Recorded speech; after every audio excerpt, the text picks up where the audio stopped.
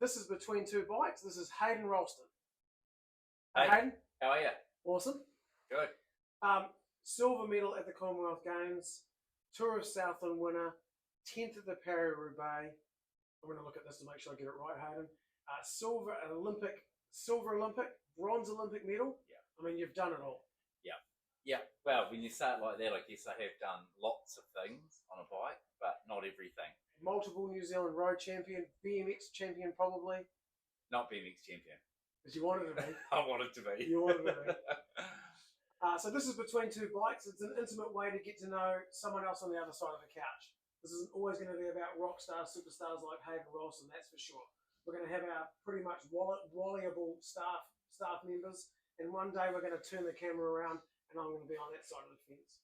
So the most important thing about Between Two Bikes is to get to know someone else who we may have ridden with, who we may surround ourselves with, we may get some inspiration from, and most of all, just to help build our little cycling community to a little bit more than a cycling community, but probably just more as a community. So let's get on with it. Cool. Go. Question one, but not the last question. What is the most unique experience you've ever had on a bike? My most unique experience. It could be in Christchurch. It doesn't have to be on the Pro Tour.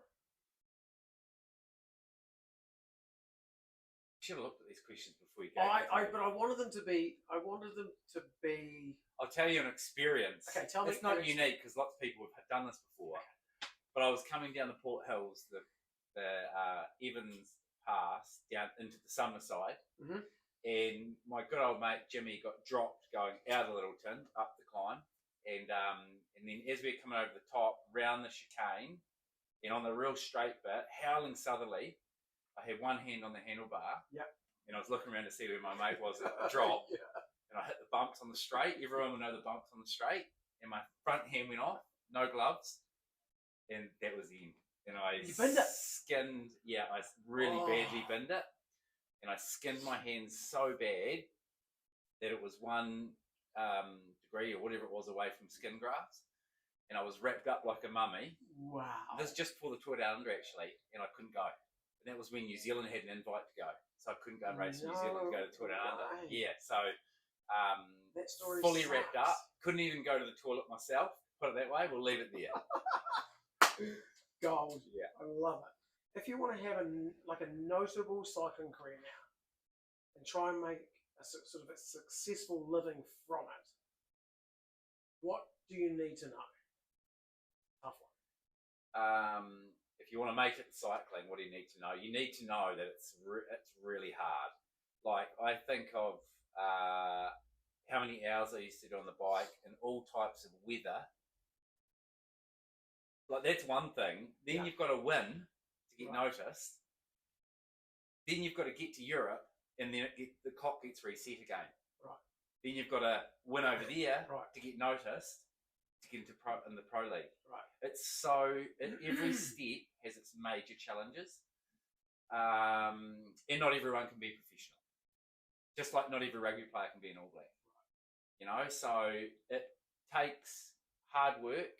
It takes a lot of guts and being able to get up because you get punched more than you win. Yeah, and so it's having that resilience, and just being able to grind it out and train, and I mean, I look back at some of my old training diaries and I think, how did I do that? Yeah. Like, how did I do that? Like when I was 16, 17, going around Gorges, averaging 34.5 km out.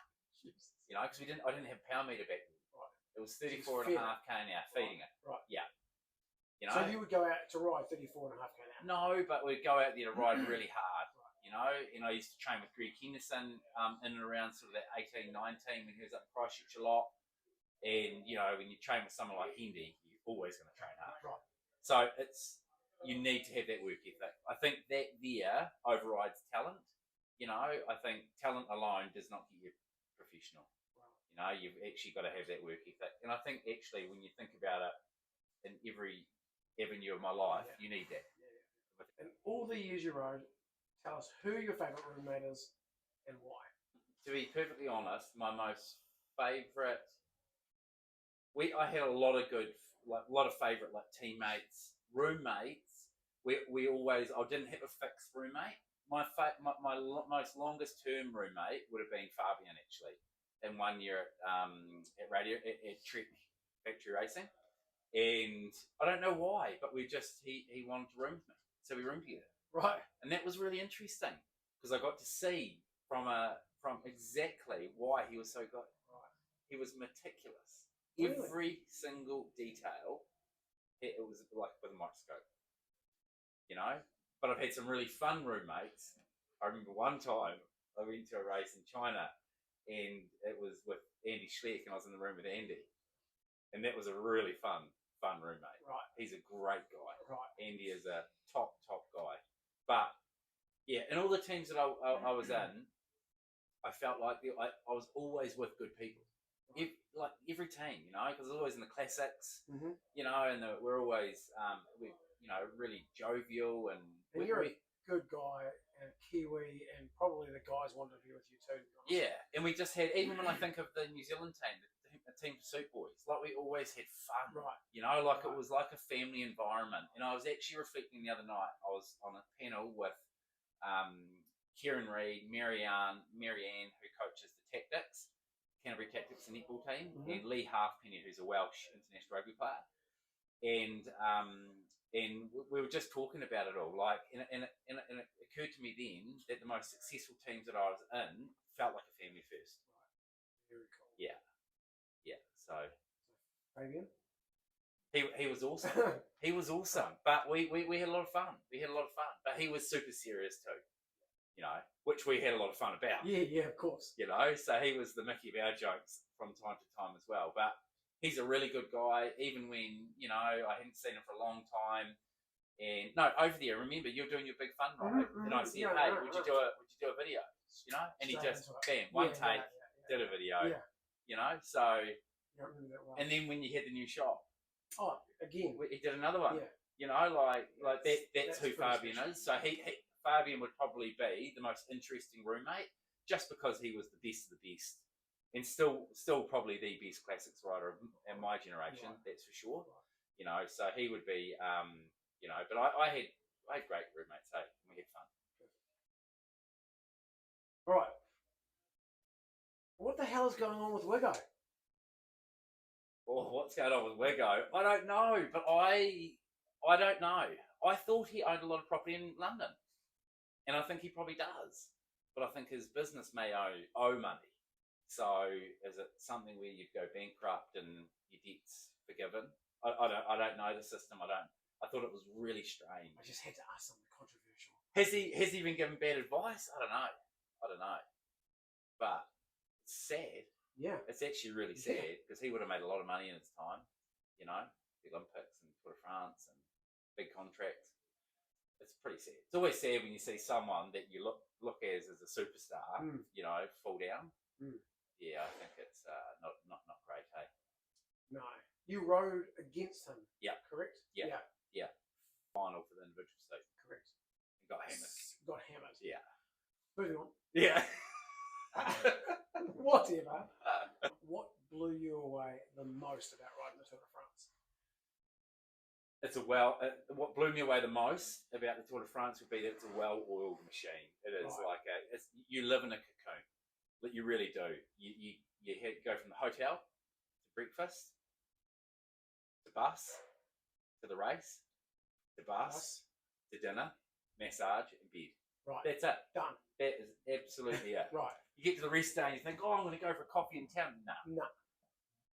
You know, and that's it. It is a huge circus, you know, but as a rider, you live in this little wee cocoon and you're all protected and everything's, you know, the traffic's all cleared out for you and you know what I mean? Like it's pretty amazing.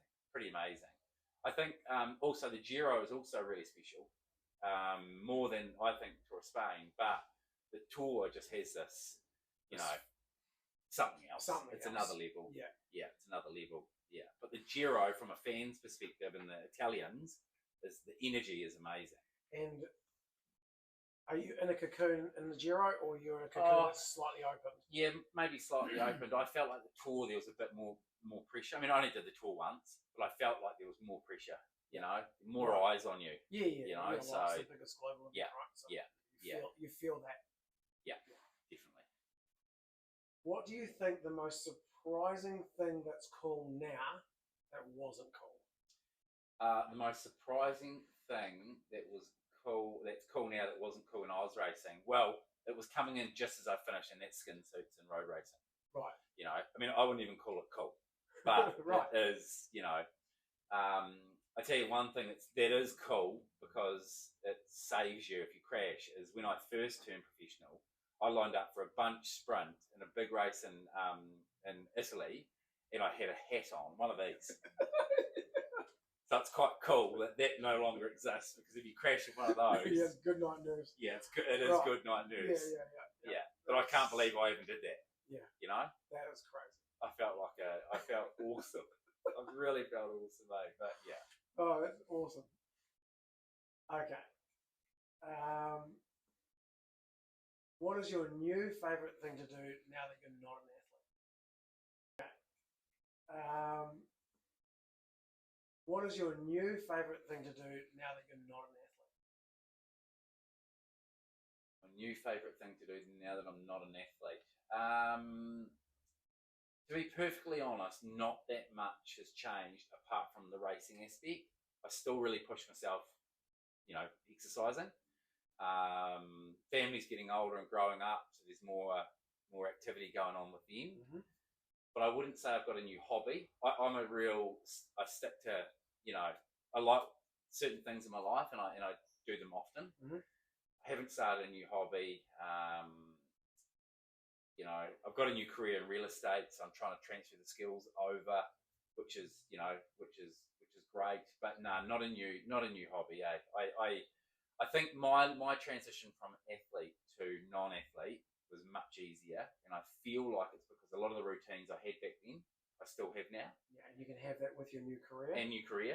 And with the kids. Like half the kids were there before I retired, and then one come after. Mm-hmm. You know, so that I still had to wake up in the morning. I had a real drive to get up still. Yeah. That was actually a different answer to your question. No, not really. Okay. I don't have any new hobbies though. I don't have time for that. Okay. Yeah. Did you ever ride any of the stages in the tour with hairy legs? No, I never ever rode any bike race ever with hairy legs. Done. No.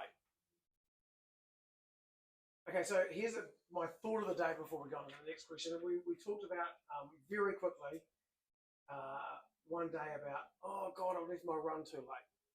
You may or may not remember, but you said, you know, here I am, done my career, and now I've got nothing, and all these people have made all this money.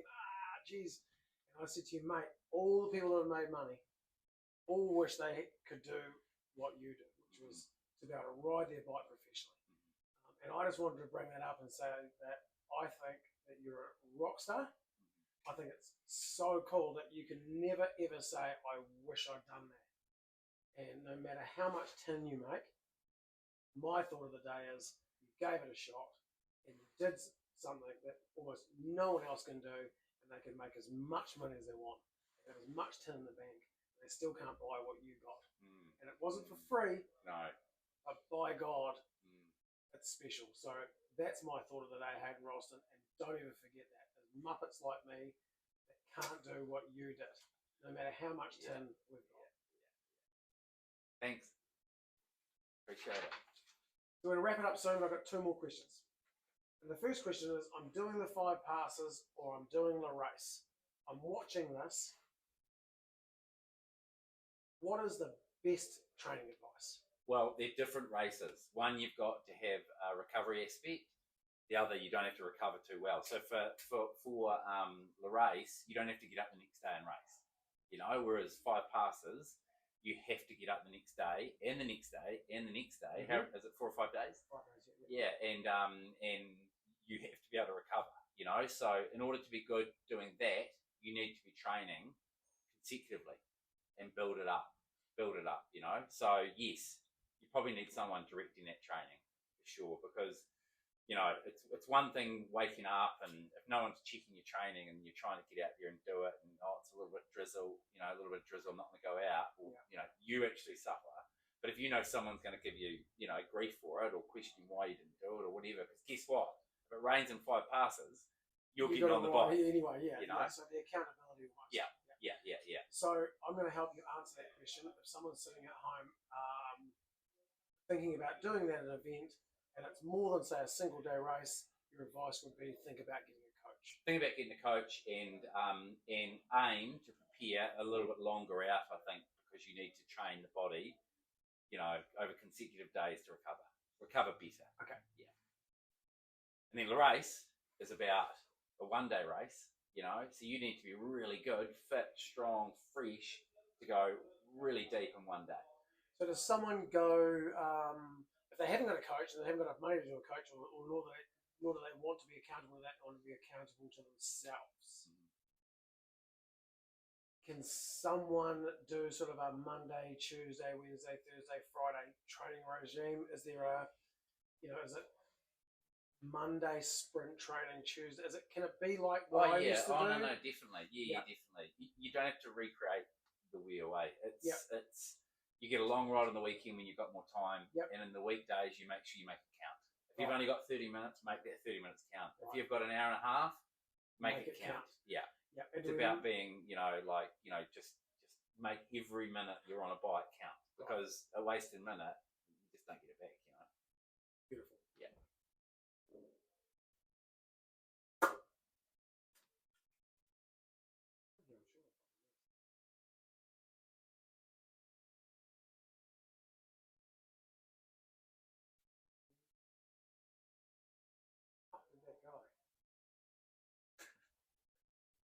Are they Yeezys? Of course they're fucking Yeezys. Are they? Yeah. From Team U. No, they're Yeezys. I've got one more pair at home which I've got out of the box, but I haven't got them. Oh. So because I was going to buy all these shoes and make a whole dream of it. So they're sitting at home. I was going to wear them today. I was actually going to wear them today. I thought, no, I won't wear them today. Because I keep asking Hudson, do you think I should just keep them because they might go up? But like, what's the point of doing that? Yeah. What is the point? Yeah. How much your shoes going to go up? 15%. Might as well wear the shoe. That's a good question. Thanks for that. I do have a question actually, and it's actually come from Hayden, my business partner and confidant, and thank God he's the bean counter. Yeah. I think it was in your Cervelo days when you almost won a stage. Yeah. I think you might have been the first, you would possibly been the first Kiwi to win a stage. What is your mental state when you're out there feeding it? And then what is your mental state after the fact in bed at night? Okay, it's a really good question. And at the time, in that stage of the Tour de France when I finished third, I just didn't even think I was capable of winning it. So when you don't think you're capable of winning it, you're never going to win it, you know? But does that haunt you? Yeah, it does a bit. It does a bit. Because, you know, if I could train one thing into my kids, it's confidence. Right. Because if they've got confidence, they can achieve. Right. You know? Yeah. I was really good at, you know, picturing what I wanted, but I actually learnt that later on in 2008 when I met my my Reiki lady, and I went down that like alternative path. It was only when I started to really realise all that power of the mind. But yeah, after it, of course, I kicked myself because I know that I could have won if I had that more belief, you know. But I was from Ashburton, you know. I grew up with rugby players on the piss every weekend, and I was doing the same, and you know what I mean. Like I didn't grow up with a family that was like, you know, I love Americans because they are so confident. Yes, you know, there's an aspect of that I love, and I wish we had as New Zealanders because we'd achieve even more. Yeah, you know, but we're not. We're really humble. Yeah. You know, we're not out there flashy, and you know. But yeah, when I look back, I missed many opportunities where I could have won if I had that belief. Right. I had the belief in New Zealand Nationals. I knew Right. I was going to win no matter what. But you couldn't take it on the plane with you. But I couldn't take on the plane with me. Isn't that crazy? Yeah. I don't know what it was, whether I felt more supported It's a big wide world here, or whether it was, I don't know. But as soon as I left New Zealand, I felt like I wasn't quite good enough, you know, even though I was in the world's biggest teams, Yes. you know? Yeah, getting third in the world's biggest races. Yeah, getting, You were 1%. I was very close to that stage win, you know? But you need that belief, you know. And when I look at these young guys now, like Lawrence, Campbell, Corbin, Finn, like these guys, you know, Lawrence especially, he's got it. He knows he can win, you know. Corbin, he knows he can win, you know. So these guys don't just take it on the plane, but when they're riding, they believe it as well. So they take it to the finish line. And the differing thing between my generation and theirs is that we didn't really have people. There was no one that I looked at just prior to going over that won a stage in the Tour for New Zealand. No. You know what I mean? Or a big race, you know? Like the generation coming after Lawrence and that now. It's achievable. It's so achievable. Because they are looking and going, hey, Lawrence can do it. Yeah. And Corbin can do it. And Campbell Stewart can do it. And Aaron Gate can do it. You know, that's why there's so much success on the track. Is because all these young track riders, they see it happening all the time. Exactly. And then in 2008, we didn't have as much before us, but we still had snippets, you know. So we had Ulmer, we had Gary Anderson, we had, you know, I had Hendy. You're right there. You know what I mean? So, you know, and then of course from that there was success every single Olympic cycle. Yes. You know, and now it's happening at the world level, Olympic level. Like the Olympics this year is going to be mind blowing for the Kiwis. Is it? Yeah, it's going to be very good. That's a great question. Yeah, it's going to be very good for the Kiwis. Yeah, because they've been there and done it. It is another level up, you know. But I believe Aaron Gate and Campbell quite possibly win Olympic gold in Madison. I get goosebumps saying it. Like it's amazing. Yeah, it's amazing. I don't know how strong the team's pursuit is, but they'll be there or thereabouts. You know, and then the women's team's pursuit, they could definitely go very close. You know, so but they've had everyone before them doing it, so it's not foreign anymore. You know what I mean? It helps build that gap between potential and achievable. 100%. So good. Yeah. You got goosey. Yeah, I did. I did. So good. I love the medicine too. I love the medicine. So good. Yeah. So there's no need to thank Hayden, but we could thank him by calling him. If you need anything to do with real estate, use Hayden Roulston. M-R-E-I-N-Z. Hayden Roulston, rapid fire question time. Alrighty. Fast, quick answers. Go. Road bike or track bike? Track bike. Nationals up Dyes Pass or Paris-Roubaix cobbles? Oh, Nationals up Dyes Pass was special, but Paris-Roubaix is very special. What's your answer?